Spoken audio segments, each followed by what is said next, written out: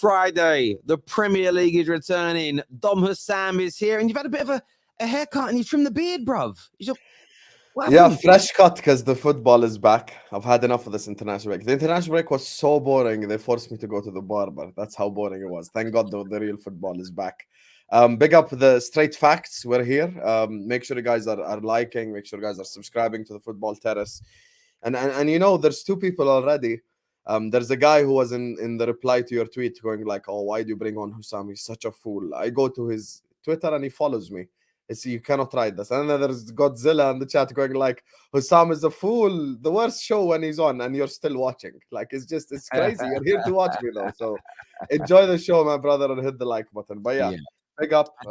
Straight facts is back. Football is back. Thank God. Absolutely. And just to let you know, Jack, here, when it comes to straight facts, my titles, because everyone who does a straight fact will tell you, I ask for their opinion on subjects so I can do the title. So the titles are not always my reflection of the situation. So wait until you hear us speak before you challenge the titles, because they're not clickbait. They're literally what's probably going to be said. So you have to wait for it, though. You're just not going to get all the answers straight away. Relax, Jack. Relax, Jack. There we go. Can I just do my rant? Because I really want to start with I wanted to, I know it coincides with the Merseyside derby, but you're not happy, are you, with the kickoff time? And talk to us. I'm really not happy with the Premier League kickoff times.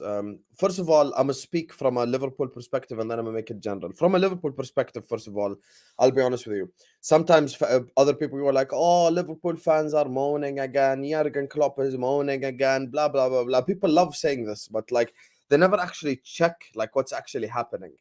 Liverpool have 14 12:30 kickoffs after an international break. The team in second has 6, so it's more than double the next team. 12:30 kickoffs after an international break. And you know why this coincides with the Premier League schedule in general? Let me tell you why it coincides with the Premier League schedule in general. Tomorrow, 12:30 kickoff, Liverpool versus Everton. 3 p.m. kickoff, City Brighton. 5:30 p.m. kickoff, Arsenal Chelsea. 8 p.m. kickoff, Man United versus Sheffield. And then on Sunday, it's Villa West Ham. Can we breathe? Can we take like some can we like is half an hour even enough of time to grab a plate of food or anything? Like what can you even do in half an hour? Like, you know, it's just whoever the hell is making these decisions when it comes to Premier League scheduling genuinely needs to get his shit together. Liverpool Football Club, we don't have Tuesday, Wednesday night football. Thursday nights, haha, Europa League. Whoa, okay. It's cute. It's banterous and shit. Everton aren't in Europe. Why aren't we the Sunday 2 p.m. kickoff? Why aren't we the Saturday late night kickoff? And then you could have Man United play on a Sunday since they're playing on Wednesday night on the Champions League. It's so, like, honestly, I genuinely believe at this point that if me and Terry and everyone in the chat right now gets together in a room and decides how to schedule games for weekends, it will be better than what the Premier League is giving us. Monday night football, we've got Spurs Fulham. Why isn't the Merseyside derby Monday night football? Could have easily been the Monday night football slot. 8 p.m. on a Monday. The Liverpool are the Thursday night. We play in the Europa League. Everton aren't in Europe. That's another solution right there. It's so unnecessary to have Liverpool Football Club play 12:30 kickoffs 14 times. We've got Darwin Nunez coming back from Uruguay, Luis Diaz coming back from Colombia, McAllister coming back from Argentina, and then it's just like I don't want to say it's an agenda against Liverpool, but at this point it's just absolute bullshit. And the messed up part is the next international break, one of the biggest games of the season, and no one here can deny this. Let's just cut the crap, let's cut the agendas. Liverpool versus Manchester City. This is a game that many people around the world want to watch. Is a 12:30 kickoff again. Like, it's going to be number 14 if that happens. There's been reports, I think, in the last yesterday or the day before, that apparently they might move it. By the end of the day, whoever's making these scheduled decisions needs to get his shit together, because there are 3 games that probably 90% of the football world wants to watch that are on the same day. Sunday, we've got nothing, just no football. Like, okay, Villa West Ham, fair enough, it's an okay game, but it's not like something that people are going to sit around the world and watch. This Premier League scheduling is messing everyone up. I'm going to be so honest with you. Do you know what's interesting about it? Look, you guys playing that many more 12:30 games over everybody else, and there's 3 to 4 international breaks per year. So for you to be that much ahead of everybody else, this must have been going on for some time now. That is unfair, to be honest with you, and I agree. The scheduling in terms of Saturday, as a content creator, it annoys me because there isn't enough time after each game for us as fans to sit and talk and digest it because the new games are starting. So there's an element of me that's disappointed because I quite enjoy sitting after games for 45 minutes, an hour, sometimes an hour and a half, especially when it comes to the Merseyside derby and Chelsea Arsenal. There's probably going to be so much to unpack, and that gets eaten into by game starting. Even if you're not doing what we do and you're making content. I remember when the game's finished that early, you and your mates want to sit there if you're having a beer and talk about it. You go straight into the next game. It annoys me personally. I like there being a nice solid break between the matches. Equally, as you say, there's then nothing happening on the Sunday. You could have easily moved either United's game or Liverpool's, in my opinion, to the 2 o'clock kickoff time on the Saturday. That's on the story, as an example. And yes, Man United are playing midweek, so maybe you move Liverpool's as an example. You make us the 12:30 game.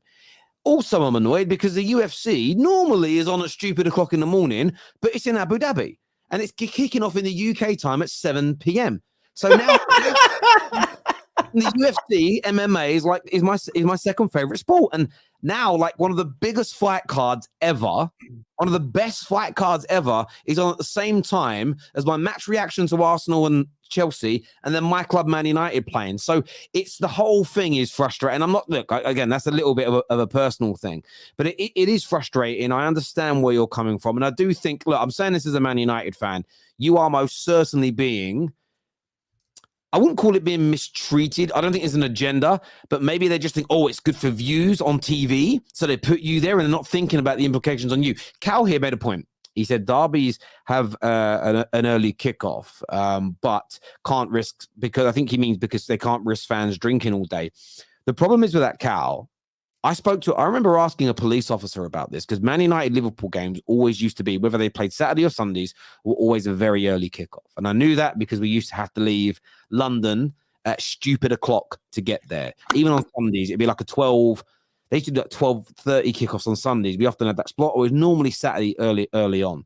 But what the police, I remember talking to this police officer who said it's going to change next year. This is probably well over a decade ago now. He said, because all we've really found is that nobody, instead of people drinking all day, people could start getting, say it's on 12:30 on a Saturday, what was happening is people were just getting drunk on the Friday night and stayed awake drinking all the way around to the game. So they were turning up even more drunk than they normally would be. So it doesn't really help stop any kind of trouble or any kind of stupid drunkenness because people just don't go to bed on the Friday night or the Saturday night and they just stay awake drinking. So for me, yeah, look, I don't think it should be the 12:30 game with it having just been an international break. Put it on the Sunday. You give Liverpool that extra day's rest. You give Everton an extra day's rest. And for football fans, you spread those games out. Because I felt for a long time, barring international weeks, I feel like they should play the games from Friday till Monday every single week, no matter what's going on. And you spread those games out. Nice time gaps in between all of them so we can enjoy more football. We pay so much for it. We should be able to sit there and enjoy these games, enjoy the punditry, enjoy the build-up, because all of that for me is part of the football experience. I love sitting there before a big game, listening to the build-up, what people are saying, what people are doing. If it's back-to-back games, I think you lose out. There's no build-up. You lose out on the experience. I'll give you an example. Let's all be logical here, okay? First of all, to just quickly respond to what Kai said, if it was the 2 p.m. kickoff on a Sunday, that problem still doesn't arise. Like, okay, fair enough. If you're saying the Monday night one, I'll tell you, okay, fair enough. But the Sunday 2 p.m. kickoff, there's no games kicking off at Sunday 2 p.m. That's what I'm saying. That's where you could have placed the Liverpool-Everton game. Mm-hmm. That's number one. Number two, there's a possibility tomorrow, let's say, God forbid, Everton beat Liverpool, or hopefully Brighton beat Man City, or what if Chelsea shockingly beat Arsenal? How how are we even gonna react to it? That's my thing. Because let's assume tomorrow we all sit down 3 p.m. inshallah, safe and happy and healthy, and we watch City versus Brighton. Brighton end up stealing a result at the Etihad. They win 2-1. Okay, now all of us are like, shit, like City just lost. But shit, I have in half an hour another game, Chelsea versus Arsenal. How am I gonna like? There's no time to build up. There's no time to watch. And I'm not even saying this. As you said, like some of this might be personal because we're content creators, like watch alongs, match reactions, blah blah blah. But even if I'm saying it as a football fan, if I just want to sit down and watch football on TV, it's too much. It's too much. 12:30, 3 p.m., 5:30, 8 p.m. It's like football after football after football after football. There needs to be a cutoff period. There needs to be one of them games needs to move. One of them games needs to be moved to a Sunday, and it's as simple as that. And it's just getting to the stage now. They've done this before. I remember there was 3 weeks ago in which all the big 6 clubs played on a Saturday, and then I swear I could be mistaken, but it was Forest versus Brentford on a Sunday. I believe it was Forest versus someone. I may be wrong on Brentford, but it was like a bottom 10 team on the Sunday 4:30 slot. And you're just sat there going like, wait, what? Like it just makes no sense. And from a Liverpool perspective, I'm glad you said it even as a Man United fan, because the reality is you can't have 14 and the next team have 6. If we had like 8 and the next team had 6, Terry would be going like, "Oh, Husam, I think you're doing too much." But because it's 14-6, it's like there's a clear discrepancy. And again, there's only 4 international breaks per year, so to be 8 clear of the next team, and there's only 4 per year. This has been going on where you've been given again, and everyone will have at least one early kickoff and a number of early kickoffs in a year. But after the international break, there's only 4 per year. And you think about the big teams, there's 6 of us. It should be 2 teams are probably not going to have them per season, because if one each, right? Unless there's a clash between the 2 of them. So you could end up at a point where every year, maybe one year Man United and Arsenal don't have one after an international break. But for you guys to be 8 ahead is crazy. I can't even, there's no way of spinning that to make it not sound crazy. Chike here says, love it, Terry, drinking the water and no soda. Yeah, bruv, I'm doing well. I'm living quite clean, bruv. I'm doing good. I bought myself a blender, making myself some nice smoothies, and eating good. Back in the gym after this show. So yeah, it's going well, mate. I'm feeling so much better. It's exercise is key. Don, what franchise is the most valuable for money? Oh shit, this is a good question. Most valuable for money, I think even Terry would agree. It's probably not Man United. Look, in terms of brand, Man United is the biggest brand. But in terms of shit that needs to be fixed using your money, that's where Man United gets a few points dropped. I'd say value for money right now. If I had 20 billion and I was buying a football club, I would be buying currently Liverpool or Arsenal, in my opinion. Because Man City you can't buy anyway. Spurs, you could argue Spurs because they have the stadium as well. That's another one. But Spurs, you need to get them to win stuff, which is going to be difficult because it's difficult for Spurs to win stuff. But yeah, I think these 2 clubs. With Man United, the problem is you've got to clear the debt, you've got to fix the stadium, you've got to build a training complex, which also costs a whole shitload of money as well. So in terms of value for money, maybe long term, if you fix Man United, you will reap extra rewards. But if we're talking like as in now, if I was a billionaire, I'd rather put money and effort into Liverpool and Arsenal as things stand. I think it depends on what you want. If you're someone that wants to get a return on your investment, then you would listen. Both of those clubs you'd go with Man United. If I was a billionaire though and I had loads of money and was going to buy a club, if I just take Man United out of the equation as a Man United fan, I'd try and buy Brighton, because I think if Brighton had like an even richer owner, as long as they run it as well as they are with more money being injected, it would just be kind of cool. Or I would buy a club the size of Leyton Orient and, genuinely try and get them into the Champions League. I'd love a project like that. What's the name of that actor, Ryan something, the guy who bought Wrexham? Ryan Reynolds, yeah. Ryan Reynolds, yep. You could do a Ryan Reynolds as well. Do a documentary and shit. You already have the voice for it. You could even voice your own documentary. Could do it, yeah. I'm never going to be that rich, though, so I'm still depressing myself thinking about it. In terms of the Merseyside derby, though, how confident are you of beating Everton? You're at home. I know that you don't like these 12:30 games after international breaks, but surely you think you're going to smash them.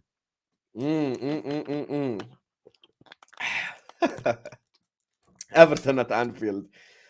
There is 2 games this season that I have already put 3 points on the board next to. Sorry, Terry. Liverpool versus Man United at Anfield, Liverpool versus Everton at Anfield. Those 2 games, genuinely not worried about whatsoever. If it was at Goodison, It's different. If it was Old Trafford, it's different. But those two games are not worried about. And Everton, look, people might say I'm arrogant. Look, towards Everton, I'll always be arrogant. Listen, I can't stand Everton. Genuinely can't stand that football club. I hope they get relegated. They're so lucky. They're actually genuinely so lucky that Luton, Sheffield, and Burnley exist.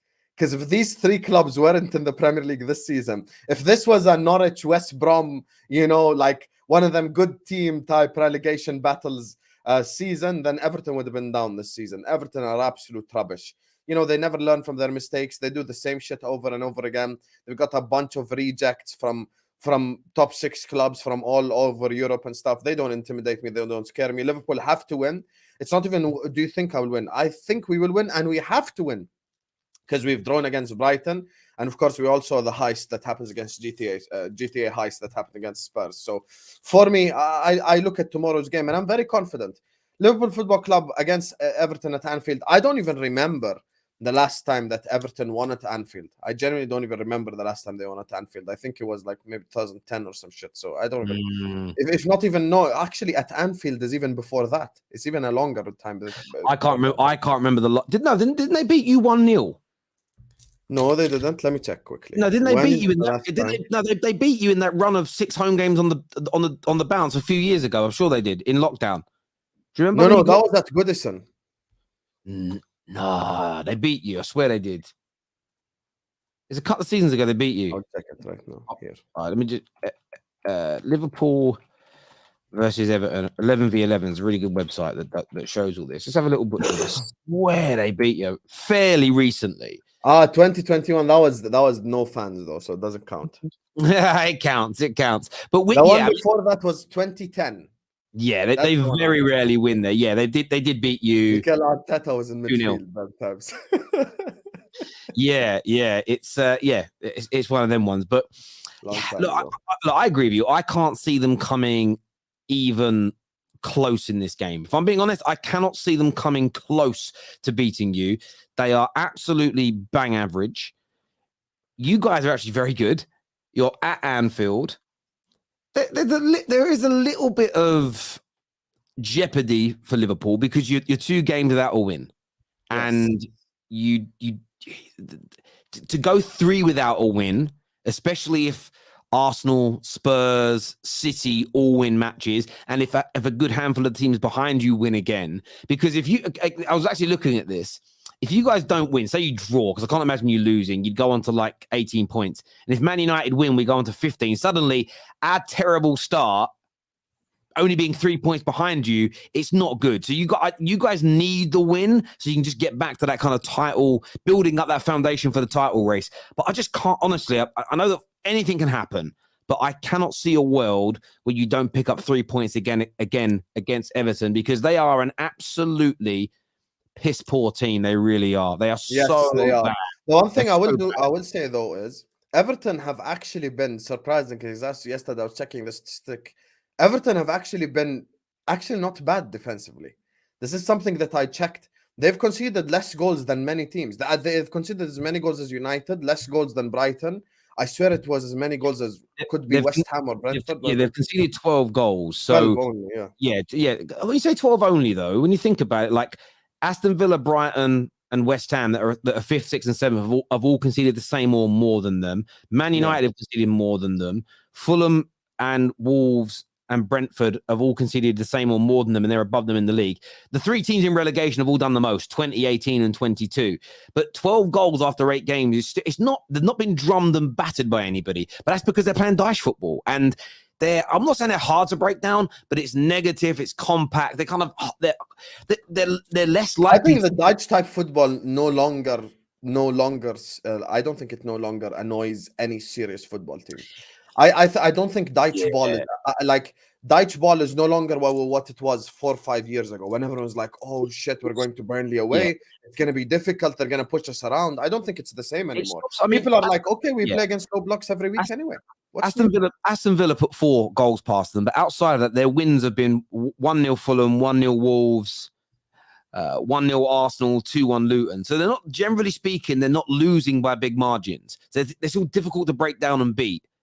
But as I say, I think if you look at their, I don't even know what their away form is saying. Their away form, I mean, they did beat. I mean, the crazy thing is they actually beat Brentford away, which nobody was sort of expecting. But the other games got slapped by Villa, drew with Sheffield United, who are also awful. So yeah, I just, as I say, I would put, if I was going to gamble on this game, I'd put a fair amount of money on a Liverpool win. But there'd be no point betting on it because you have to bet more than you can even win. If you put £100 on it, you're only going to win 20 quid on top of your stake. So there's no point. So, I mean, there are some people suggesting with Gakpo issues and Robertson out for like 10 weeks, this could cause issues for you. Players travelling back. That surely can't be an excuse, though, against Everton, even though it's a derby. I mean, it is a derby, and as you say, you know, things could happen, but we could play Harvey Elliott on the wing, and I'd still be confident. This is Everton at Anfield. This is the game that we always win. It's just as simple as that. Like, you know, so for me, I'm not looking at that Everton game with any sort of worry.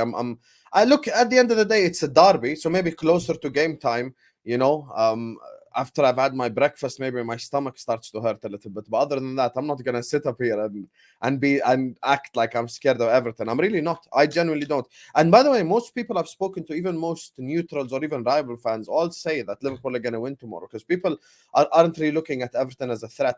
This is not even Everton under like Martinez, you know, or not even Everton under like who's the last good manager they had. I don't even know. But it's not like they're Everton under a good manager that you're sat there going like, oh shit, they could do something type thing. Look, Sean Dyche is not an intimidating factor anymore. He's not someone everyone's going to sit up here going, oh, Liverpool play against low blocks 99% of the time anyway. Like in Jurgen Klopp's career, if I were to calculate how many low blocks we've played against, it's probably minimum 85% low blocks. So it's just nothing new. T-Rex arms in goal, Anfield. It's only one conclusion, only one outcome. I hear you on that, mate. Viewers, give us your score predictions on the game. Tell us how you think it is going to go.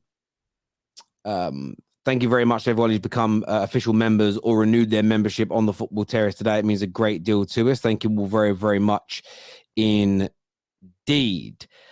Big up to both of you, lads. Love your content, but both of you have been cheerleading too much for Arsenal. Remember who you support. Terry United always.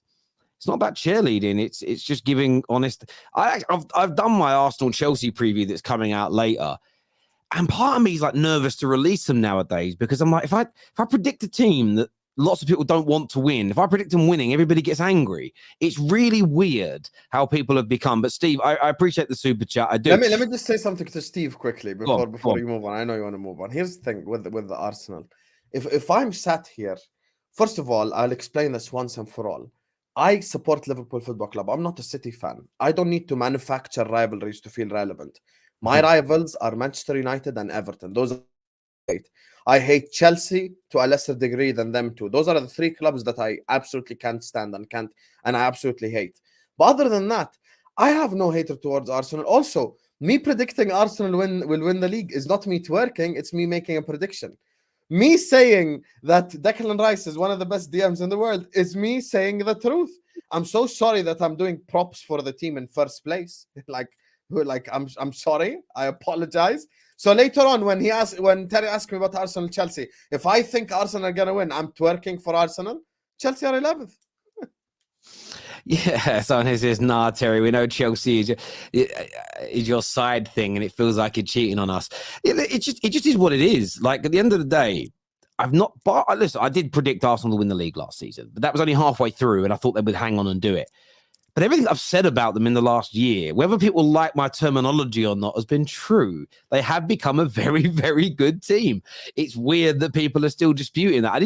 If I was saying it, if they were sitting in 8th still and I was praising them, then it would kind of make sense. So that's a bit weird to praise something that isn't true. All I'm doing is stating facts. They've become a very potent and dangerous team. Speaking of Arsenal, we might as well not segue away. It's a huge game this weekend.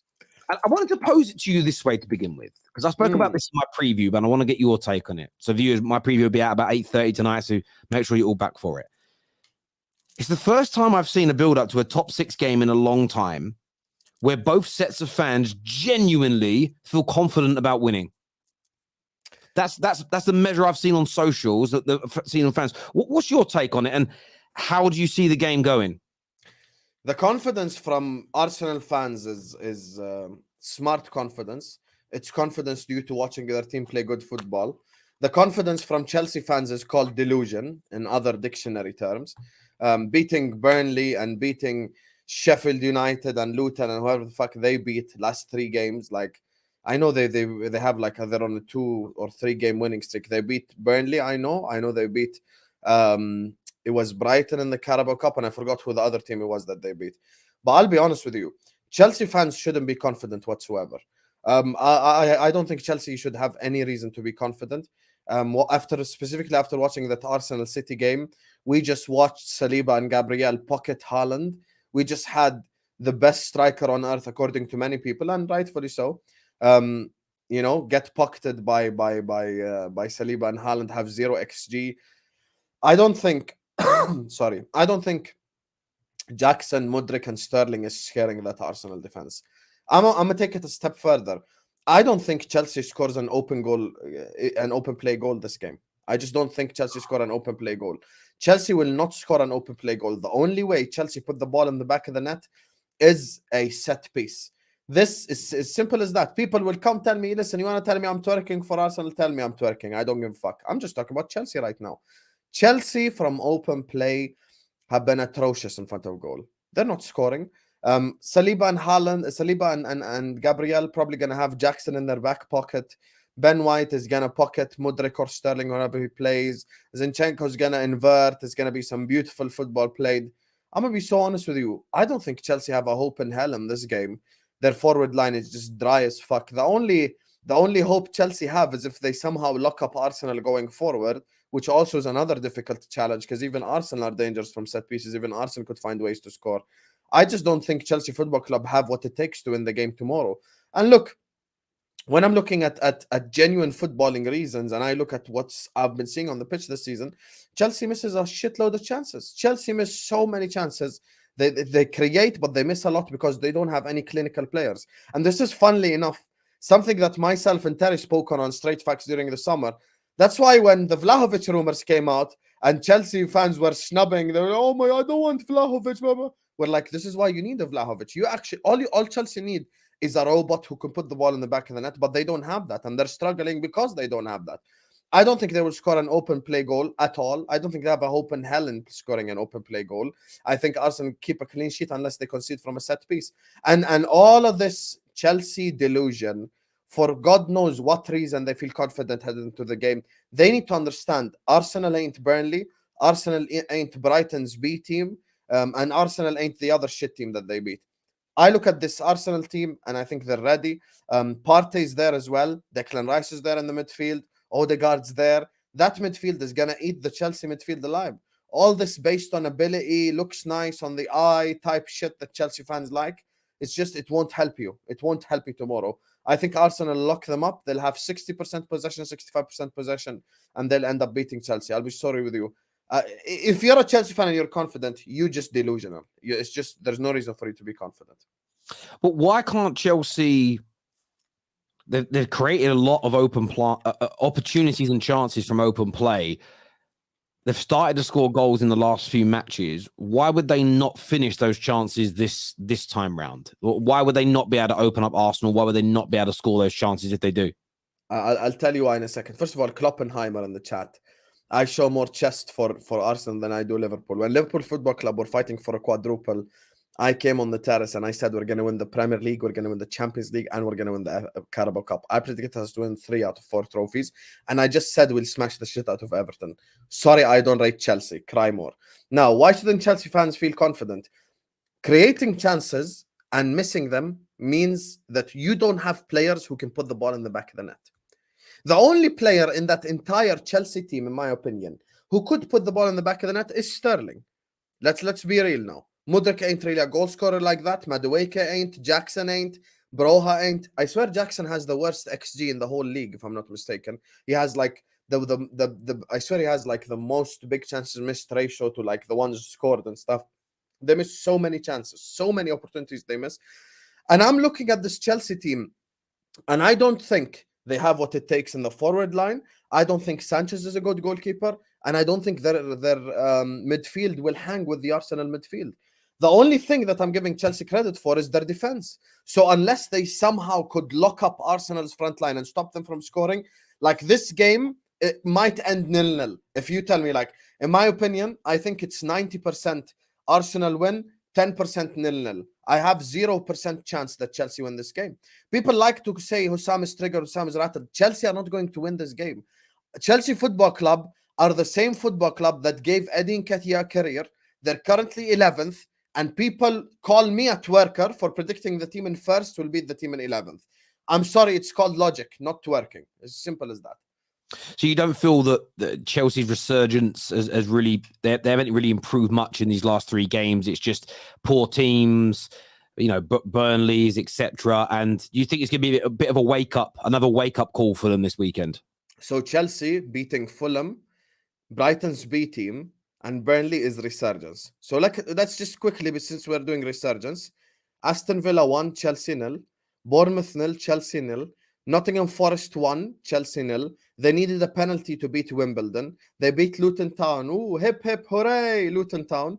3-1 lost to West Ham. This has been Chelsea this year. So what exactly am I going to sit up here and go like, oh my God, Chelsea fans, yes, you're going to beat Arsenal. Be delusional. Bro, it's reality. Mudryk ain't going to do nothing. Jackson ain't going to do nothing. Sterling ain't going to do nothing. Their front line couldn't hit a barn door. When I look at that midfield, Enzo, Caicedo, and Gallagher are not going to hang with the Arsenal midfield. The City midfield barely hung with it. I know Rodri wasn't there, but you get what I'm saying. Like, it still is the Pep Guardiola team. The one thing that I will say is, and I've given Chelsea credit for, is defensively, they have a good defense. But then every now and then, you know, they come up here and they all blame Thiago Silva. So, like, I don't even know if they... I'm sure you yourself have probably heard Thiago Silva criticism all year long. So if I think that the team in first is going to be the team in 11th, then it has nothing to do with twerking or blah, blah, blah. Chelsea are just shit. I'm so sorry. You're 11th. You're below Man United. You understand? Terry has been cooked all year long, and you're below him. You know how mad that is. You know how crazy that is. This is the team that you want me to think is going to beat first team Arsenal. It's just the reality is, first of all, fuck Chelsea. I'm a 90s kid. I grew up on Benitez, Mourinho. So you damn right I hate Chelsea. I hate Chelsea before the Caicedo saga. It has nothing to do with Caicedo. I'm going to ask you, is this just bitterness because they got Caicedo and Lavia? Are you still... Because you do... There's an element of your tone that's like a bitter ex. When you see your ex-girlfriend, she's walking with a new guy, and you're angry about... Is that what you are? Are you a bit angry because they took your prize... Your prize... You know who's a bit angry? Let me tell you who's a bit angry. Caicedo. That's who's a bit angry. Because his agent came out 2 weeks ago and said, if it were for footballing reasons, exactly what Husam said, Terry. They always call me crazy, and then they say the same shit that I say 2 months later. If it was for football reasons, we would have chosen Liverpool. But because we felt bad that we gave Chelsea the go-ahead, we gave them our word. We didn't want to go back on our word. So the reason why Caicedo went to Chelsea is because they gave Chelsea their word, basically, which is exactly what I said. Just Google right now, Caicedo's agent Liverpool. It'll tell you all you need to know. Caicedo's mad because Caicedo's thinking, I could have been in a title race. I could have been playing in Europe. I could have been playing under Jurgen Klopp. I could have been playing next to Mo Salah, Virgil van Dijk, Trent Alexander-Arnold. Now I've got Gallagher running next to me. So, of course, Caicedo should be upset. Am I upset? No, I'm not upset. Fuck Chelsea, though. Chelsea Football Club, they can go fuck themselves. I'll be sorry with you. And look, all this build-up stuff is all cute until Arsenal fucking smash Chelsea tomorrow. All this, oh my God, this Chelsea, London, blah, blah, blah. But tomorrow, first of all, the Chelsea fan base are the best fan base on earth at hiding. Best fan base in the entire planet at hiding. When Liverpool lose, Husam, I made one match reaction on the terrace this season. The Tottenham lost. I didn't come up here and showboated after my wins. Chelsea fans come to the Chelsea match reactions. When they win, 7 people here. 7 people here. When Chelsea lose, 2-3 people here. You know, Terry has to go like, where the fuck are the Chelsea fans today? Where are the Chelsea fans? Why are they hiding? Why are they hiding? And actually, this summer, I genuinely realized Chelsea Football Club are irrelevant. Because had Liverpool or Arsenal or Man United finished 12th, I wouldn't even be able to appear on this channel. I would have been gotten so much abuse. It would have been bad. It would have been bad. And I'm supposed to sit up here and go like, oh my God, Mudrik is going to cook Arsenal. Jackson is going to cook Arsenal. Sterling is going to cook Arsenal. Oh, Gallagher, so scary. I'm sure Rice is shitting his pants. He's got to play Gallagher tomorrow. Get a life, Chelsea fans. You're getting smashed, man. Wake up from your delusion. Listen, bruv, there's a lot of people in the chat. By the way, big up Troops who's watching. Hope you're good, brother. Hope you're good. There's a lot of people that think you're bitter. There's one comment here that, from Professor Macrae, who says this guy is just bitter. They won one title in 35 years and he's comparing it with Chelsea. First of all, Professor, just like Professor Hamza, you're also fraudulent. Second of all, learn how to do math. 35 years ago, what was the year? It was 1988. We won a title that season. Hold that. And we won 1990. So if you want to do 35 years, we've won three titles, not one. So first of all, so stop doing the dumb shit banter as Terry says it. I got a question for you. We had Alex, who's a Chelsea fan, on the top six last night, and he claimed that a midfield three of Caicedo and Enzo and Gallagher is superior to that of Partey, Rice, and Odegaard. And he believes it's because this was his, in terms of this game head to head, he said because Enzo and Caicedo are better than Rice and Partey. He said outright better. And he said Odegaard goes missing away from home in big games and Gallagher will play well at home. So therefore our midfield three will dominate this battle. I've seen some Chelsea fans have rejected that notion, to be fair. A lot of Chelsea fans have been in my DMs messaging me saying, love this guy, what he's at. He's absolutely right. How close are the two midfields in your opinion? They're as close as me and you right now. I'm in Jordan and you're in England. That's how close we are right now. Close my ass. Every Chelsea fan in the chat right now, if you're going to tell me Enzo is better than Rice because Enzo's a World Cup winner, every Chelsea fan right now, write a comment in the chat, McAllister's better than Rice. Go on. I dare any Chelsea fan right now to drop in the chat, Alexis McAllister is better than Declan Rice. And McAllister's a World Cup winner. Furthermore, McAllister gave the assist to Di Maria in the World Cup final. Is McAllister now better than Rice because he's a World Cup winner? Let's all be logical here. Let's all be logical here. Declan Rice, Terry himself, was doing videos 2 summers ago when Chelsea fans were talking about Rice and Chouameni. 90% of the Chelsea fan base wanted Declan Rice to sign for their football club. I'm sure last season, 90% of the Chelsea fan base would have wanted Thomas Partey to start for them. I'm sure Odegaard walks barefoot into that Chelsea midfield because he'd immediately become Chelsea's best creator. Odegaard is 10 levels above Chelsea's best creator. Like whoever the fuck Chelsea's best creator is, add 10 steps and that's Odegaard. Let's have a little bit of shame and decorum here. Not a single Chelsea, if I'm being honest, if I'm doing a combined 11, not a single Chelsea player starts for Arsenal, other than Reece James, maybe based on a little bit of a respect factor, even though we watch him once every year, you know, but that once every year he looks good, so we must all respect him. I think Ben White, availability is an ability. I'm taking Ben White over Reece James as I've offered it right now if I consider availability. Some Chelsea fans are saying Sanchez starts ahead of Raya and starts ahead of Ramsdale. Whichever high-class drug you're smoking, stop it. Stop it, in the words of Michael Jordan. Stop. Don't smoke. Don't smoke drugs. It's bad for your health. All of you are criticizing Thiago Silva anyway. 3/4 of your fan base are calling Disasi disastersy. 1/2 of your fan base don't rate Cucurella. The other half don't rate Ben Chilwell. You guys call Gallagher Galadog. Well, where do we go from here? What exactly am I sat here rating? People don't understand. When someone's spitting facts, it's not working. Arsenal Football Club are going to destroy Chelsea tomorrow. Destroy Chelsea tomorrow. And if your logic is Enzo's a World Cup winner, so is McAllister. Then McAllister, guys, McAllister is better than De Bruyne because he's a World Cup winner. Chelsea fans' logic. See how dumb that is? Very dumb. What the fuck has Enzo won then at club level? At least Declan Rice can say he won the Conference League with West Ham. West Ham's biggest ever accomplishment. Declan Rice was the captain for it. Now what? Declan Rice has been man of the match multiple times this season. Declan Rice stopped the City midfield. Bro, guys, people like, we have to be honest here. There's a reason. If you have a better midfield than them and a better defense than them. And Sanchez is better than Raya. And Sterling starts for Arsenal. Why the fuck are you 11th? Can someone explain it to me? How are they first and you're 11th? I just need that explanation and then I'll be quiet. Oh, bruv. Listen, we've got some super chats here. Obviously, my preview's coming out later, so I'm not going to add my 10 penalties. I don't want to kill that content for a little bit later, but I really want to say thank. Got a few comments here. First, this is an interesting one. This is Abdi to you. He says, Sam called Enzo generational in the first game of the season. Why the switch up? Generational doesn't mean he's better than Rice right now. Foden is a generational talent. I'm taking Saka over him. Talent means fuck all. Deliver on the pitch.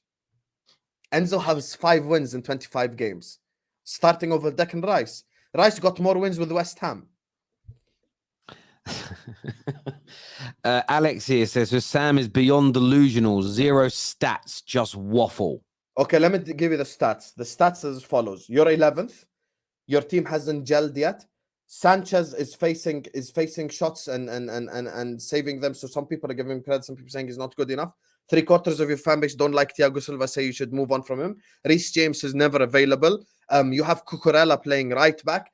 Enzo, Caicedo, and Gallagher, in my opinion, is not a balanced midfield because you don't have a destroyer in there. You don't have a defensive guy in there to do your job. Mudryk scores goals against Malta and Burnley, but when it comes time for big games for him to score goals, he doesn't score goals. Jackson has the worst XG out of any. Do you want stats? Worst XG out of any striker in the whole league. What more stats do you want?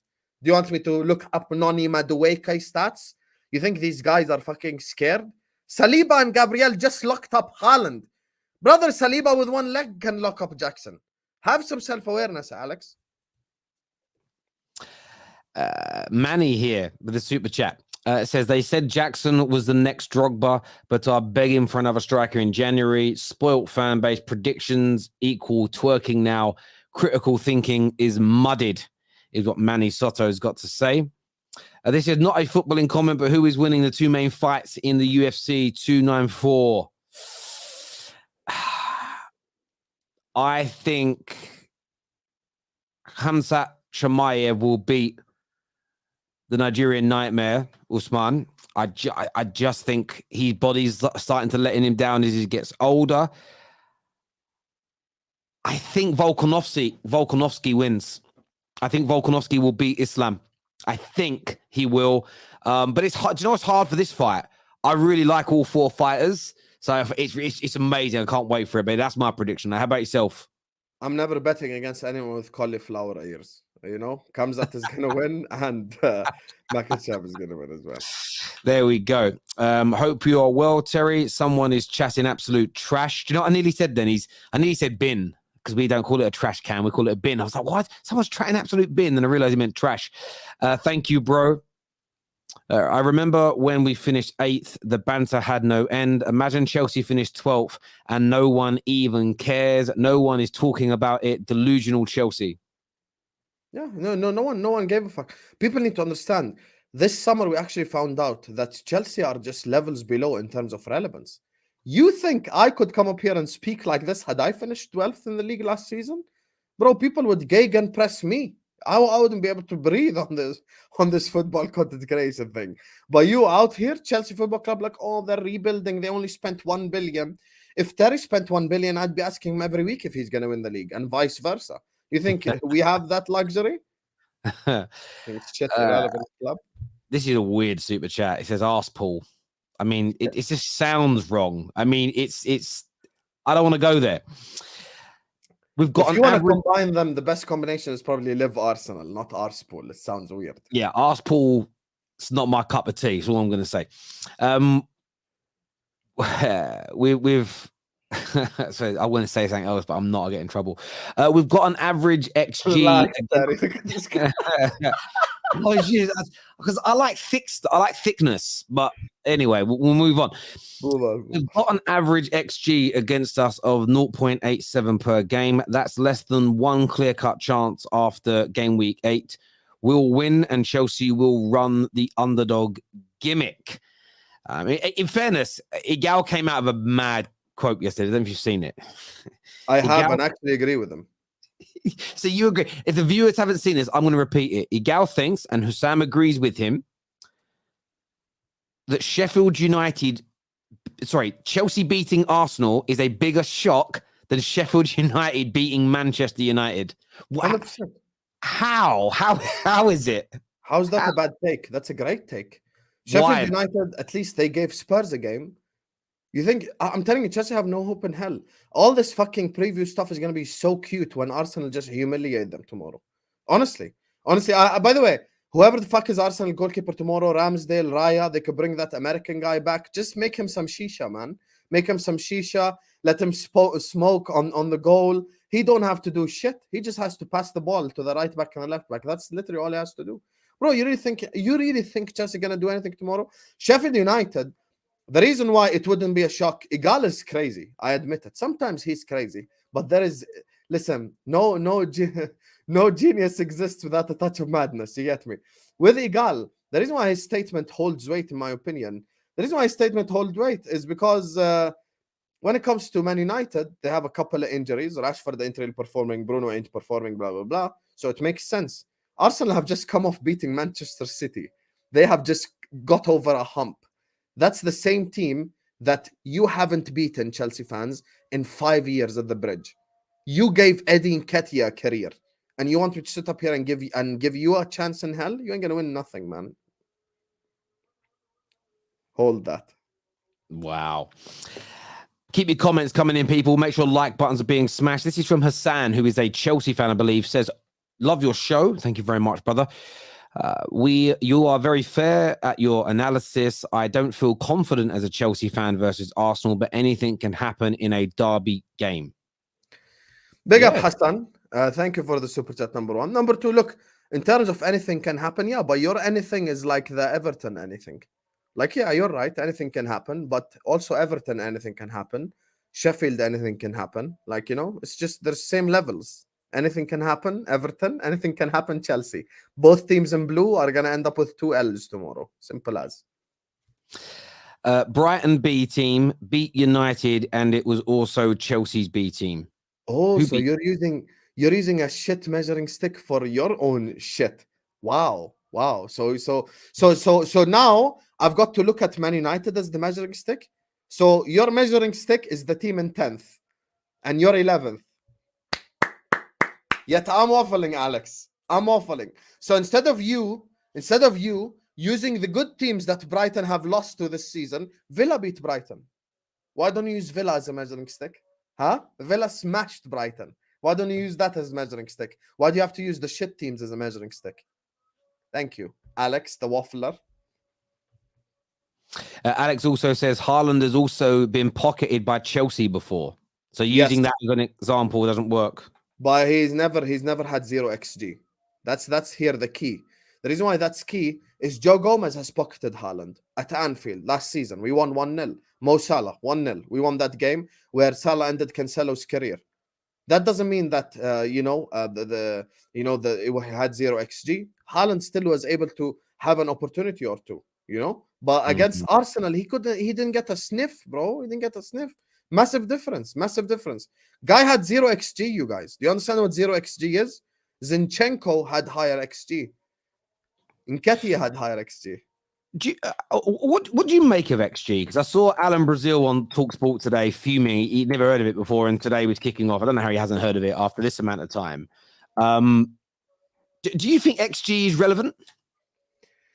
I mean, it is relevant. The reason why it's relevant is expected goals. Look, now, I'll tell you something. We need to now start analyzing football in a certain way.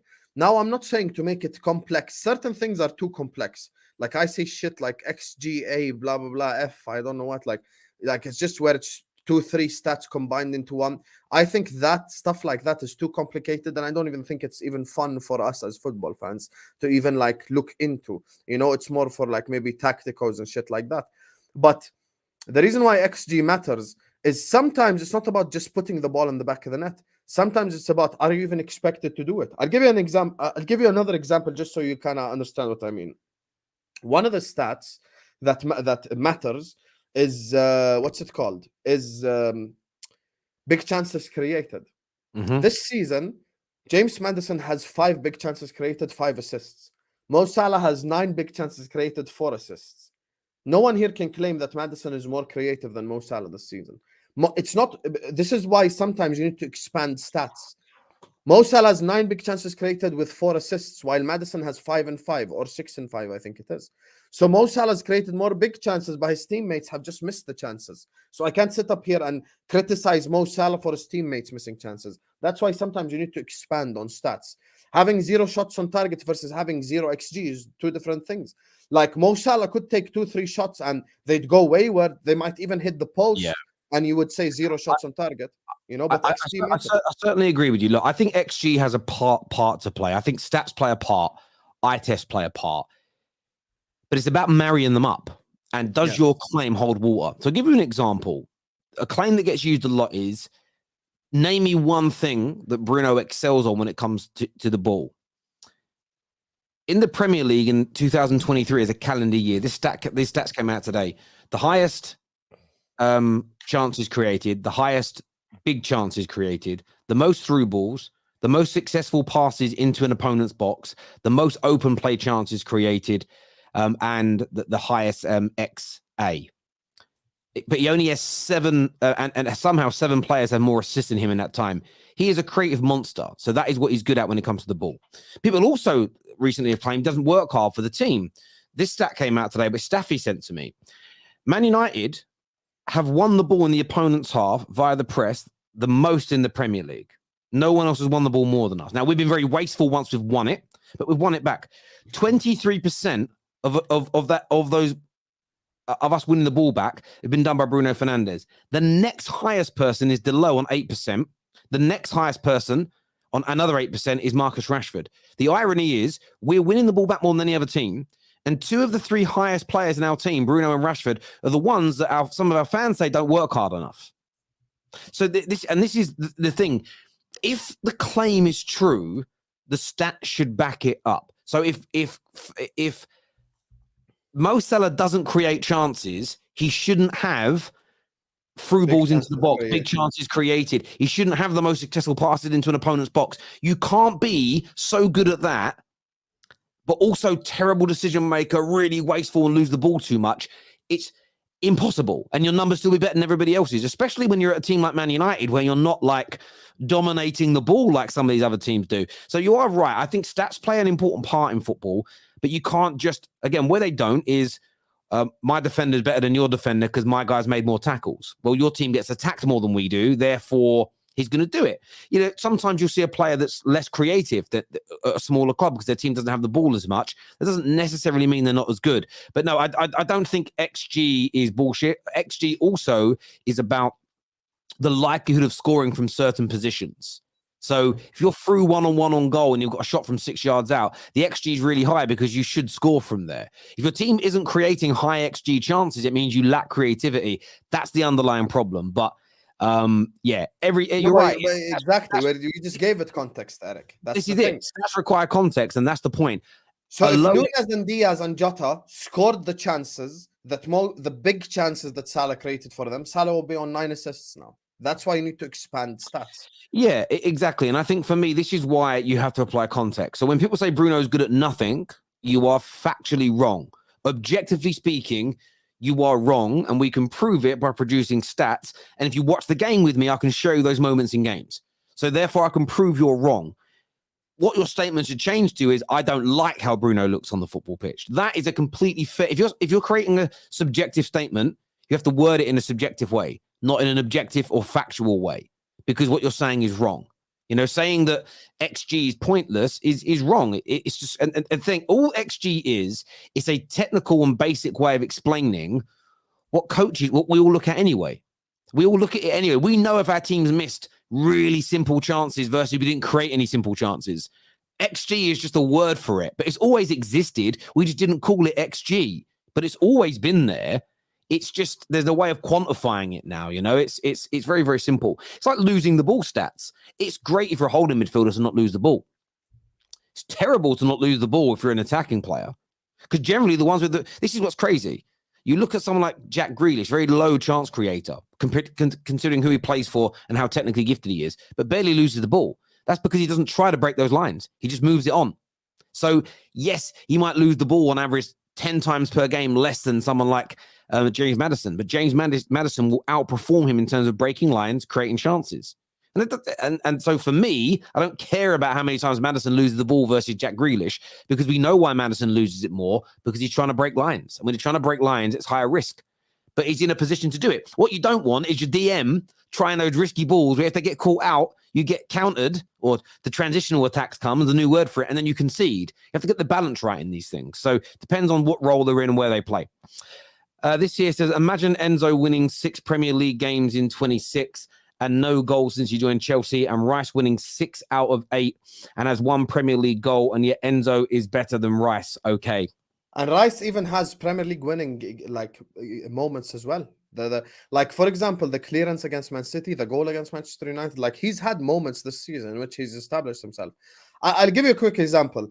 If Terry were to tell me right now, Husam, name the top 10 players in the world right now, 90% of people, if you're not biased, you'd probably put Declan Rice in there. No one's putting Enzo. I'm sorry. It's just how it goes. Like he might look nicer on the eye or whatever, but that means fuck all in terms of the overall. By the way, I think Enzo has scored. I swear he scored a penalty. He scored a penalty against Wimbledon. Behave, Terry. You're comparing that to a 94th minute winner against Manchester United. I swear I could be so wrong here. I thought he had a Premier League goal. Why do I remember him scoring in the Premier League? I'm probably wrong. A penalty? Maybe. I'm just going to check his Premier League stats. Right, 1 second, bro. No, he doesn't have any goals in the Prem. No. Yeah, 26 appearances, no goals, 12 wins, 12 losses, 2 assists. Mm-hmm. Damn. Yeah, I know what I'm talking about, man. I know what I'm talking about. By the way, there's a guy who called me out earlier on in the chat. I know you read that comment. Just to show you that I don't waffle. I bring facts. Here, even the source right there, goal.com, about the Caicedo thing. Moises Caicedo's agent reveals new details of dizzying offer from Liverpool and reveals why midfielder rejected more stable project. Here's what the agent said, right? It is very complicated. Imagine that Jurgen Klopp is writing to you, that Liverpool is calling you. Sierra then went on to admit that Liverpool would have been a more stable option. But because they gave their word to Chelsea, and Chelsea have been waiting for quite some time, he went there. All you had to do is just Google. Look, because you see what I told you to do? I know what I'm saying. When I come on straight facts, you need to understand. Before you even fact check me, I've got this guy to worry about. This guy right here, any word you say, he will make sure that you're saying some right shit and he'll challenge you on every word. What did I tell you? Google this. Just write on Google, Caicedo's agent, Liverpool. That's all I told you to do. I Googled it, and literally the first 4 results are everything I said. If you can't admit that Liverpool Football Club are the more stable project, then you need help, you know? And if any player in the future saw what happened with Caicedo, saw what happened with Lavia, and saw what happened with anyone who chooses Chelsea over Liverpool and still chooses Chelsea over Liverpool, that shows me he has low IQ, and I don't want him to play for us then. He missed a penalty against West Ham. I thought he scored. I don't know why in my head I thought he scored that, but he couldn't have done, could they? Because they lost the game 3-1. Love the content. Scored. Crazy. Love the content. Love you both. Arsenal fan here. I think Chelsea is a $1 billion B team, so no worries for us this weekend. You know, Prajwal, since you're an Arsenal fan, had you spent $1 billion, Egal would have to come up here every week and explain to the world why Arsenal must win the quadruple this season. But because it's Chelsea, it's like, oh, they've built a young project for the future. It's not my fault you decided to buy 25 kids. That's your problem, not mine. There we go. Haaland's low XG is not his fault. It's his team. Bullshit. Absolute bullshit. There's always, you can take the ball, you can drop deep, you can claim it, you can take a shot from far. Why didn't Alvarez have 0 XG then? Since it's his team, Alvarez was playing next to him. But Alvarez got the ball, he tried a shot from far, he tried something. Haaland tried fuck all. And you know why he tried fuck all? Because he was in Saliba's pocket. And that's the same guy that's going to pocket Jackson tomorrow. So I hope you guys enjoy. Chelsea fans and their delusions, man. Hungarian daddy Sobo out here with more goals than Enzo and costs 40% less. Lauren, you know, I can't believe you're chasing me here as well. You know I ain't going to say that. I'm never saying Hungarian, you know what, about Sobo's life. Yeah, I'm never saying. Men are never, again, if you're, I'm just saying, young men out there, maybe that's your preference, but don't be referring to another man as daddy. That's, It's a No, young Lauren is person the thing, she. but It's a, yeah. Lauren is the she. Lauren, So Lauren can. Lauren, I think Lauren can, and some people can. It depends on your preference in life. But yeah. such a fraud, Lauren. Such a fraud. Listen, Soboslai. By the way, Arsenal fans as well and City fans. If I sit here and I say Soboslai right now on form starts for them, they wouldn't be mad. But they would be mad if you say Enzo. They would be mad if you say Caicedo. They'd be mad if you say because you're 11th and these guys haven't performed. But when you look at the Soboslai, bro, internationally, I saw Hungary was like 2-0 down to Lithuania. This guy scores a goal and assists the equalizer, and Hungary are still undefeated. Like, people respect certain claims. Like, if I say Soboslai would start for us right now, people wouldn't shout. But when you say Enzo, Caicedo, players who don't perform, just be honest. And no one is saying the 9 position should come deep. I'm saying try something. On the half turn, take a shot from far. So now strikers can't take a shot from far then? It must be a tap-in or something like... Is that a new rule you want to admit? Relax, you guys, man. I swear, you guys, like, sometimes you just don't listen to what I'm saying. Haaland had 0 XG, bro. He expected goals was 0. Yeah. I mean, again, I would say this. It is a reflection on the creativity of your team. There's no doubt. At the same time, though, you can do something. You can change what you're doing. You know, drift out into... Again, this is a longer-term plan within the game. Start drifting out to the wings more. Drag your centre-backs out of position. Confuse people a little bit. Make some darting runs in from diagonals. Does that. And try something a little different. Yeah, like, I'm not going to say his teammates have got 0 responsibility, but to say that it's not on you in any way, shape, or form is crazy to me. Terry, can you check Arsenal's latest injuries? I mean, as far as I don't even know if you've got any, barring Timber now. Let me just check on the Who Scored. Normally has a bit of an update on when they put the preview page up. But according to Who Scored, Timber, it says Trossard's out and then doubtful over Saliba and Saka. And I think that's probably fair right now. But I think Saliba and Saka will both be fit. Trossard and Timber are probably both out, I would suggest. I think Caicedo could start for Arsenal after being for at least 4 months under Arteta. The team will give him a new boost in his game. Yeah, I mean, Caicedo's very good.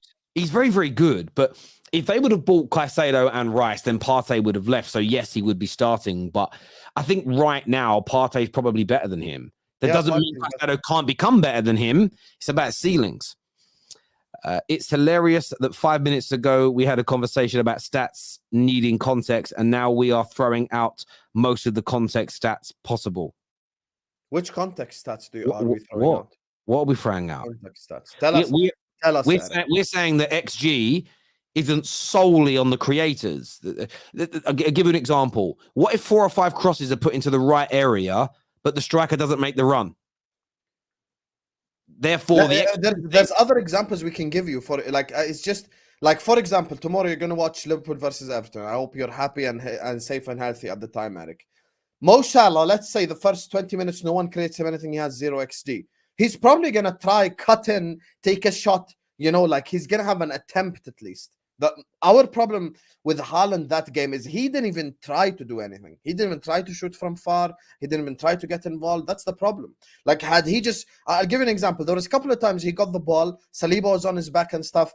On the half turn, take a shot, even from 20 yards, you know? At least force Raya to make a save. By the way, Raya in the start of the game, I'm sure even Terry noticed that he was shitting himself first like 5-10 minutes. But City just didn't trouble him. They didn't trouble him. Someone here said, Twisty said, does XG affect the final score? Well, if you have, yes, it does. Sometimes you can have those games. I remember Arsenal beating Liverpool once 2-0, and they had 1 shot on target in the whole game, but 1 was an own goal. So it can happen, but they are rare. The lower your XG, the less chance you've got of winning. So yes, it does impact the final score. Sometimes a team might have an XG of 3 or 4 and lose a game. But invariably, if your XG is high, you've got a great chance of winning football matches. Again, if you're conceding more chances than you create, then you might still lose those football matches. But if you've got low, very, very low XG, it will have a massive impact on the amount of goals you score over a prolonged period of time, over a 38-game season. So, of course, it matters. Of course, it's important. I love this comment from Alex. It's like saying, if your team's got low creativity stats, it doesn't impact the score, does it? Of course it does. If your team's got high level of chances that you concede, it will eventually impact the score. Maybe not in an individual game, but over a period of time, of course it does. I love this comment from Alex. Just right below Manny's comment, Husam's still bitter about Caicedo. After I disproved Alex on everything, he went back to what he could have just said half an hour ago. Husam is bitter. See? So I just disproved you from a football perspective on every level. And your response is Husam is bitter about Caicedo. Okay, bro, I'm bitter. You know who's also bitter? Caicedo, because he's 11th. Soboslai would cook at Arsenal. Scary AFC, right, Terry? Look, he looks very good. He looks very good in the Premier League. And I think Liverpool have signed an absolute... What did it cost you? 60, 70 million, something like that?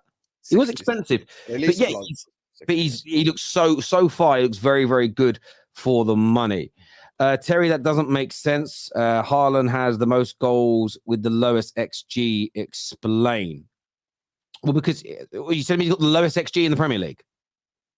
You're telling me that that's a true stat. So you're telling me Haaland has the lowest XG in the Premier League? And by the way, you just shat out that statistic. Maradon, if his XG was the lowest in the Premier League, he wouldn't score the amount of goals that he does. Now, the difference is this. Haaland is an elite finisher. So this is where you look at a striker and you wouldn't just judge him on his XG. You would judge him on his XG. You judge him on his hold-up rate. You judge him on how he finds space. You judge him on his sprints. You also judge him on his conversion rate and how many of those opportunities he converts as well. But I guarantee you Haaland's XG last season was let me have a look at it. Google it. Haaland's XG 2022. We'll do it for last season because we'll get a whole campaign there. So his XG for last season was 32. So he scored in and around his XG. How many league goals did he get? It was around 30 odd, wasn't it? Yeah, he was 34, 35. There you go. So he was pretty much around it. So far this season, his XG, according to Understat, that's the website that's come up first on Google, he's at 8.66. So he's at his XG. So if his XG was at 2, do you really think he'd be at 8 goals by definition? It's crazy. It's. I don't understand what you're saying, then, Maradon. Again, like we've said, we're not making any polarized statements here. We're not saying that XG is solely on him. We are not saying XG is completely nonsense. We're also not saying that you only look at XG and that's the only thing you should focus on. I know that's why we call, and this is it. They call him Maradon the moron for a reason. Do you know what it is with Maradon? He tries so hard every show to catch me out. He just tries too hard. It's crazy. Exactly, Terry. If that low, it proves how good Haaland is as a finisher. Exactly. Now, if someone has a low XG, but their goals are high and it's consistent, then you know they're an elite finisher. So what that tells you is if that team creates more chances, you should score more goals. You should. There's never an exact science, but you have to look at this stuff. You know, the fact is, who's the best manager in the world? Who are the two best managers in the world right now? Pep and Klopp. Pep and Klopp. And they both use statistical data analysis to help pick the players they want along with the eye test. Because you know what? If your eye test is, wow, look at him, but he doesn't create chances, doesn't score goals, doesn't break lines, loses the ball too much, he's not a good footballer. Doesn't matter how good he looks on camera, you've got to be effective statistically as well. I would have a devil's laugh if Havertz, by any chance, scored a non-penalty goal against Chelsea, and maybe listen, if Kai Havertz gets the winner against Chelsea, that will just be such a not bittersweet, but that would be such a sweet moment for Arsenal fans. It really would be. And that's the one you got. This Havertz goal, Lord. Yeah, he crosses it onto his head at the back post, bang, in the 90th minute. That would kill him. That would be a dagger to the heart. It really, really would. But yes, can you imagine if that happens? Again, when I know it was Martinelli that scored, but you know when that ball first got knocked up to Tomiyasu in the City game, I thought that when the ball got knocked down to Kai Havertz, I thought he was going to hit it first time with his left foot or something and score. He laid it off and they scored. But I just had this feeling they were about to score. Imagine Kai Havertz. He'll do that at least once this year where he'll score a goal a banger or an important goal against a big team at a big moment, and he will do it. He will do it at some point because he did it for Chelsea most seasons. Most seasons he had a moment like that, so I'm pretty sure that he will. Terry, there's a striker in Germany that has a lot of goals but a low expected goals. Well, that means that he's an exceptional finisher. So that's an anomaly. By the way, you also need to, guys, I'll say one thing, because you guys also need to factor in, we are 8 games into the season, 9 games into the season. Eventually, when it gets to like, this is why Terry using last year's sample size is a bit smarter, because you have a bigger sample size. When it comes to like the whole league, I think they're talking about the Guerresi guy or whatever the hell his name is, because he has 13 goals. If you're looking at the sample size of the whole year, usually it levels out, and people usually if you even look at this, so looking at this, and by the way, we were talking more about a team as opposed to individuals, but so far this season, Spurs XG 17.5 scored 18 goals. Arsenal's XG 15.8 scored 16. Man City XG 16.8 scored 17. Liverpool's XG 18.7 scored 18. This one's a little bit above. Aston Villa's 15 scored 19. Brighton's is XG's 18 scored 21. West Ham 13.9 scored 15.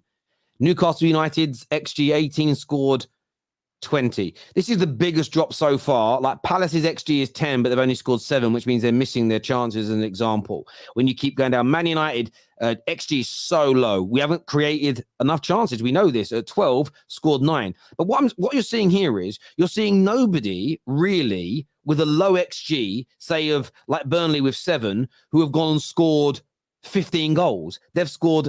Nobody has got the biggest plus in the league. Is Aston Villa with plus 3.6. So you're in and around. Every team is pretty much in and around their XG in the top half of the league. And the teams at the bottom, a lot of them are below their XG because they miss chances, because typically speaking, they don't have clinical finishers. So this idea that your XG means nothing is crazy. It shows you how clinical your strikers are and how good your chances are. And it's a marker. It's a data point, as opposed to a complete fact. And that's what you're meant to use it for. It's a point of interest to review. But again, I just thought that was just understood by people in 2023. When it first came out, I'm going to lie, I didn't really understand it. I thought it was something people made up. And then you realize there's a science to it. But again, this is an example. Your team's got good XG, but you're under all the time.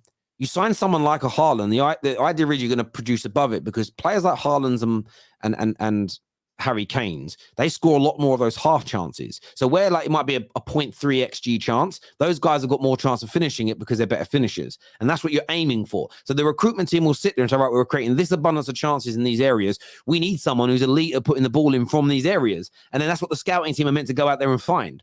So you're putting pieces into your jigsaw puzzle. That's what I would do anyway. That's how I've always read it. That's how I thought it was done. Viewers, please make sure like buttons are being smashed. Please make sure you are subscribing to the Football Terrace as well. Do you see any shocks happening this weekend with City? They play Brighton, or do you think that's going to be a comfortable one at home for them? Or do you think it could be 3 defeats in the Premier League on the bounce? Or I can't see that happening. If I'm talking about shocks, the only shock I see this week is Fulham are going to beat Spurs, in my opinion. Because they got no Bissouma. I think Son is injured as well. So they're just going to go back to their mid-table self. There's an imposter in the top 4, and they're going to fall off soon. Now, when it comes to City Brighton, Rodri's back. Probably proving that how important Rodri is to the team, which shows that the likes of Hamza and other City fans need to stop propping up as other players as much as they do.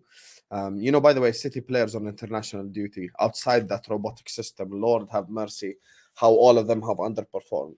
Haaland can't score a goal against Norway, can't score a goal against Turkey when they needed to qualify for the World Cup, can't score a goal against Scotland when they need to qualify for the Euros. Scott McTominay has been playing better for him for his national team, which is madness. Ederson plays for Brazil. They lose. They concede twice. Oh, shock horror. Alisson's clear. You look at the players that the City players that play for their international teams, and they just genuinely, they just don't perform. They just don't perform as well as they do in City. Funny enough, the one guy that performed is actually the guy who doesn't play, which is Calvin Phillips. So that was quite funny for me, watching that. But I think City are going to win. I don't think they're going to lose 4 in a row. I think City are going to win against Brighton.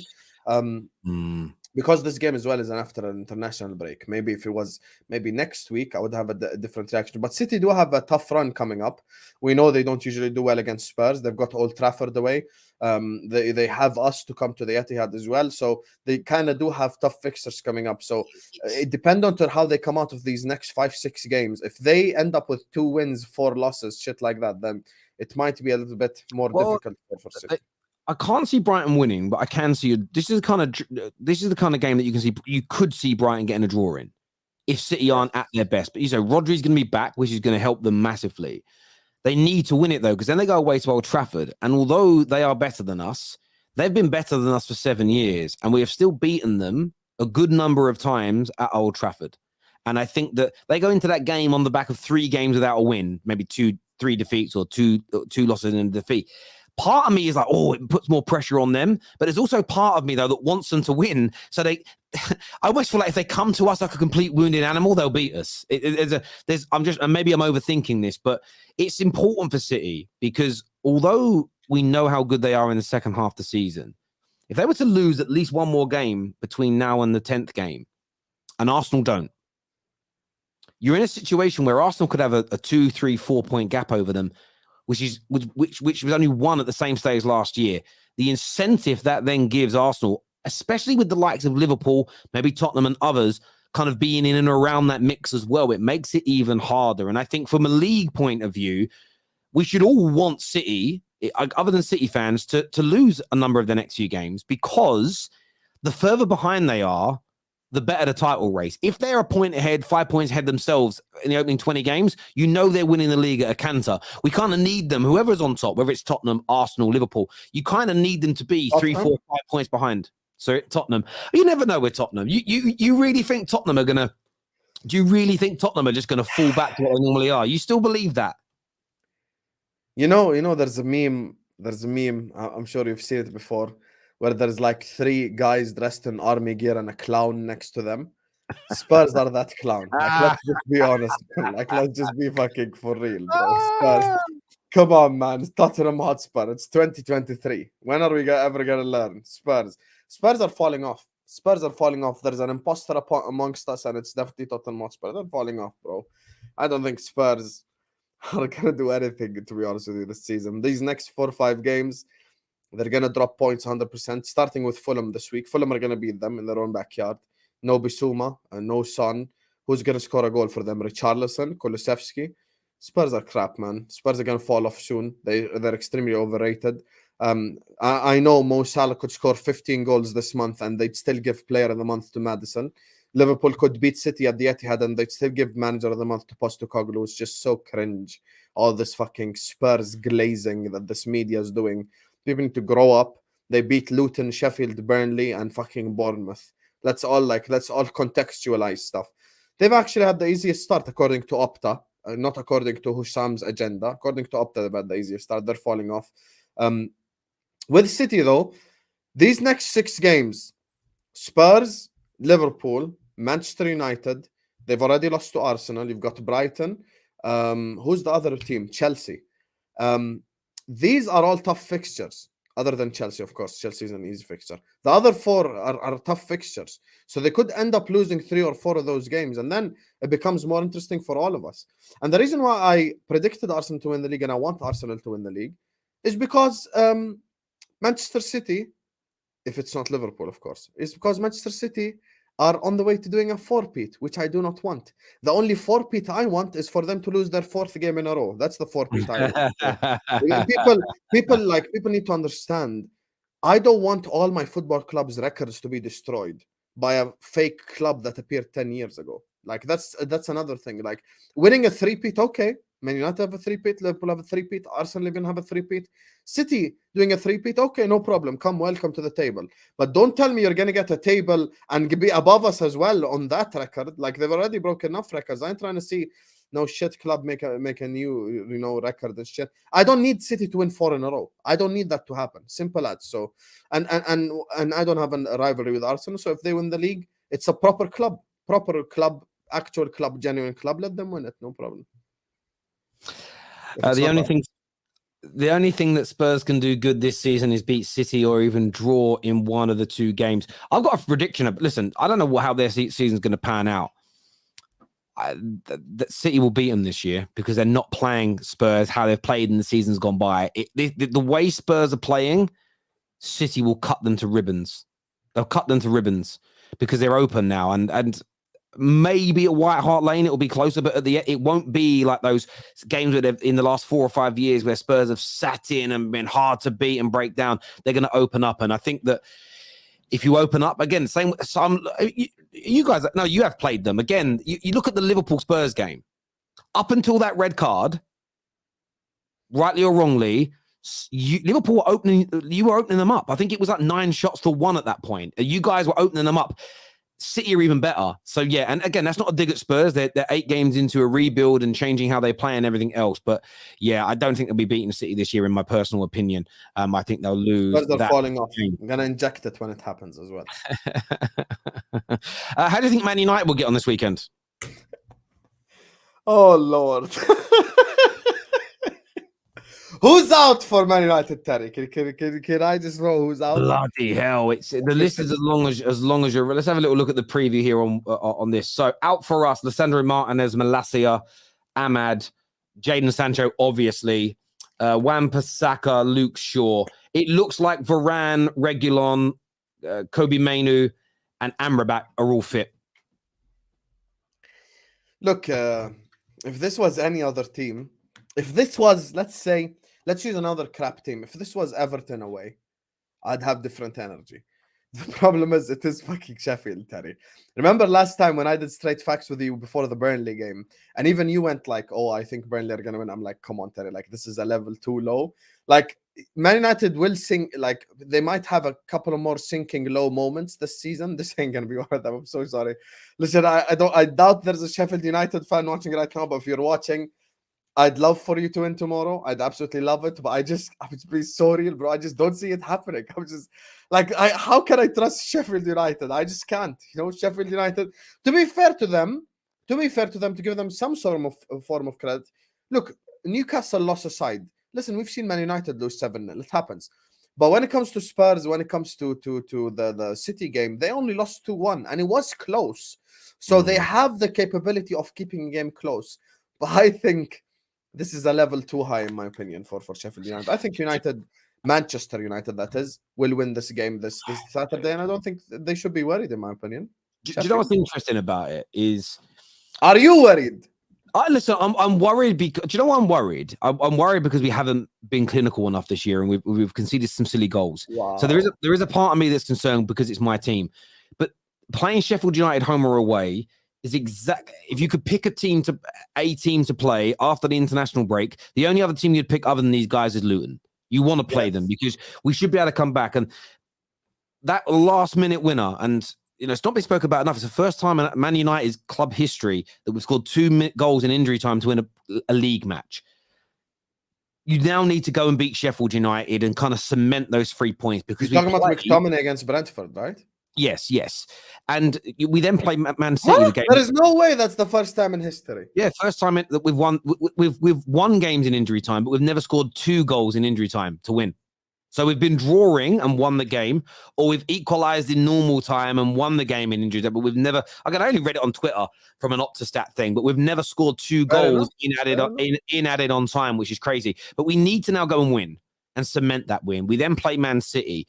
We also need to try and have a game where we actually convert our opportunities into chances and our chances into goals. What's going to be interesting is how Sheffield United view us. Sheffield United against Tottenham, Sheffield United against Man City, they shut up shop. They were hard to break down. They were very, very compact.